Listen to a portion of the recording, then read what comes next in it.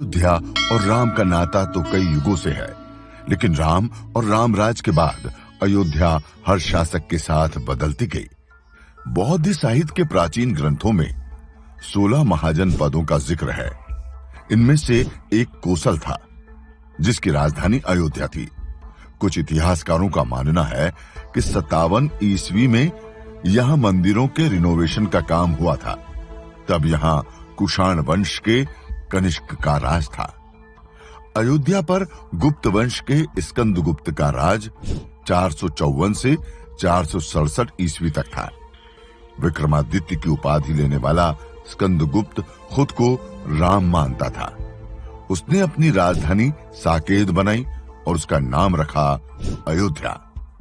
Hence T baker अपनी किताब history of Ayodhya में कहते हैं कि विक्रमादित्य ने अयोध्या के कई मंदिरों का जीर्णोद्धार करवाया था।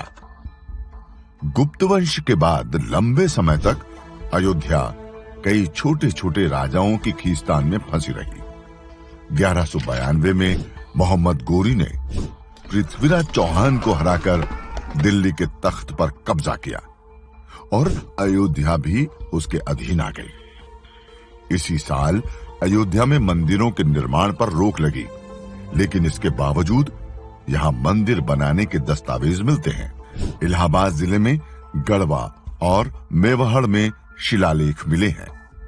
इनमें लिखा है, साल 1199 में ठाकुर कुंदपाल श्रीवास्तव ने गढ़वा में नवग्रह मंदिर बनवाया और 1245 में ठाकुर श्रीवास्तव ने सिद्धेश्वर मंदिर बनवाया। 1526 में पानीपत की लड़ाई के बाद दिल्ली की सत्ता बदली और मुगल शासन शुरू हुआ। 1932 में छपी अयोध्या ए हिस्ट्री में लेखक लाला सीताराम कहते हैं, बाबर 1528 में अवध आया। जाने माने फकीर फजल कलंदर के कहने पर उसने अपने सिपहसालार मीर बाकी को हुक्म दिया कि राम जन्म स्थान पर बने मंदिर को तोड़कर मस्जिद बनाए। 17 दिनों तक वहां हिंदुओं से लड़ने के बाद मीर बाकी मंदिर में घुसा, लेकिन मूर्तियां अदृश्य हो चुकी थी। इसके बाद बाकी ने मंदिर की ही सामग्री से मस्जिद बनवाई, जिसका जिक्र मस्जिद की दीवार पर मिला। लेकिन कुणाल किशोर अपनी किताब अयोध्या रिविजिटेड में लिखते हैं कि बाबर के अयोध्या में मस्जिद बनवाने का कोई प्रमाण नहीं है। बाबर नामा से लेकर अगले 240 साल तक के किसी भी दस्तावेज में मंदिर को तोड़कर मस्जिद बनाए जाने का जिक्र नहीं मिलता है। इसके पीछे उनका तर्क है, बाबरनामा के मुताबिक 20 जून 1529 को बाबर ने मीर बाकी और उसकी सेना को छुट्टी दे दी थी। ऐसे में मीर बाकी के मस्जिद बनवाने का सवाल ही नहीं उठता।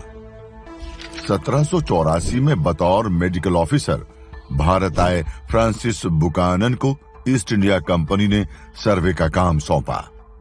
इस दौरान उसने 1813-14 में अयोध्या का भी सर्वे किया और रिपोर्ट में मस्जिद का जिक्र करते हुए लिखा, हिंदुओं का मानना है कि मंदिर को औरंगजेब ने तुड़वाया था।